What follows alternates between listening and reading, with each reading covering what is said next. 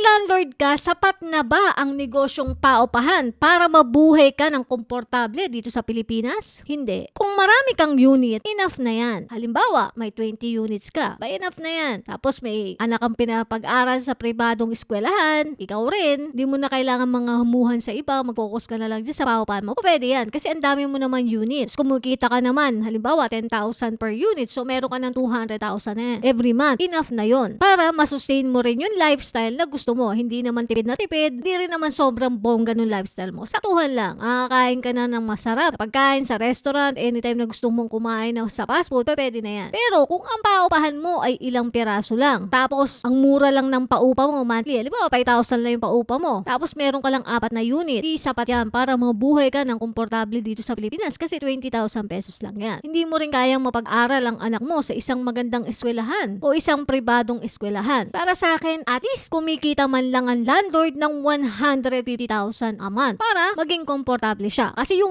150,000 naman nakikitain mo, hindi naman lahat yung take home mo. Siyempre, may kaltas din nyo. Magbabayad ka rin ng taxes. Magbabayad ka rin ng compliance mo. Ibig sabihin, yung business permit mo na yearly, nire-renew yan. Plus may accountant ka rin na kailangan mong bayaran para mag-aksikaso ng mga taxes mo. Mag-file yan. And then, meron ka ring property tax na napakamahal din. Tumataas din yan taon-taon. So, ang dami pang kaltas nung kinita mo sa paupahan. Kaya ka landlord, bago ka mag-focus o mag-resign sa trabaho mo, kung may trabaho ka man ngayon at gusto mo na lang asikasuhin ang paupahan mo, tingnan mo muna yung numbers mo. Kung eto bang kinikita mo sa negosyong paupahan ay enough na ba tong mabuhay ako ng komportable? Pati ang pamilya ko? Kasi kung nagpapaaral ka pa ng anak, damay din kasi siya. Kung maliit lang ang kinikita mo. Ka landlord, huwag kang maging emotional. Tumingin ka sa numbers mo bago ka magdesisyon na mag-resign at mag-focus na lang sa negosyong paupahan.